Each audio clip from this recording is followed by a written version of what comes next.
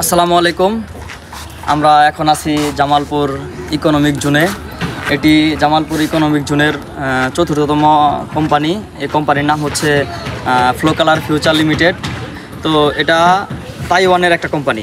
এখানে উৎপাদন হবে কাপড়ের রং তৈরির যে কেমিক্যাল, এটা উৎপাদন হবে।